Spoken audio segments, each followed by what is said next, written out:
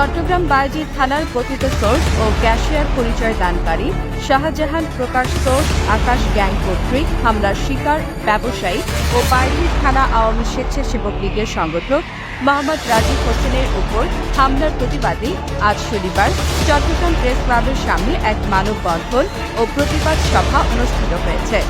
উক্ত মানববন্ধনে প্রধান অতিথি ছিলেন চট্টগ্রাম মহানগর আওয়ামী স্বেচ্ছাসেবক লীগের সহসভাপতি অ্যাডভোকেট তসলিম উদ্দিন, কোতোয়ালী থানা শ্রমিক লীগের সভাপতি মোহাম্মদ হাসানের সভাপতিত্বে ও গোলাম মোস্তফার সঞ্চালনায় বিশেষ অতিথির বক্তব্য রাখেন চট্টগ্রাম মহানগর শ্রমিক লীগ নেতা বখতিয়ার উদ্দিন খান, মহিলা আওয়ামী লীগ নেত্রী কান্তা ইসলাম মিনু সহ রাজীব হোসেনের পরিবারবর্গ।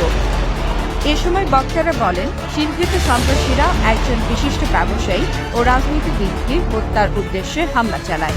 এ ঘটনায় চট্টগ্রাম বায়েজিদ থানার ক্যাশিয়ার পরিচয়ধারী সন্ত্রাসী শাহজাহান সহ আরও দুই সহযোগী সন্ত্রাসী নজরুল ইসলাম ও মোহাম্মদ শামসুর বিরুদ্ধে থানায় জিডি ও আদালতে একটি মামলা দায়ের করা হলেও এখনও কোনো আসামিকে গ্রেপ্তার করতে পারেনি পুলিশ। অথচ চিহ্নিত ওই সন্ত্রাসীরা সামাজিক যোগাযোগ মাধ্যমে সক্রিয় রয়েছে।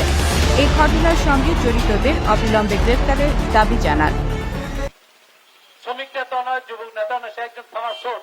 সে কিভাবে একজন সংগঠকের উপরে হামলা করে, এটার প্রতিবাদে আজকের মানববন্ধনে আমি তার দ্রুত গ্রেপ্তার দাবি করছি। যদি তাকে দ্রুত গ্রেপ্তার করা না হয়, আমরা আজকে মানববন্ধন থেকে প্রতিবাদে বাসায় জানাচ্ছি, আমরা আরো বৃহত্তর আন্দোলনে যেতে বাধ্য হব। এই পুরন্দারটা যদি দ্রুত আইনের আওতায় না আসে, তাহলে যুব সমাজ আইনের উপর থেকে শ্রদ্ধা হারিয়ে ফেলবে। চাঁদা খুঁজে এবং রিক্সাওয়ালা ব্যান্ডারিওয়ালা এইসবের উপর তারা হামলা করতেছে।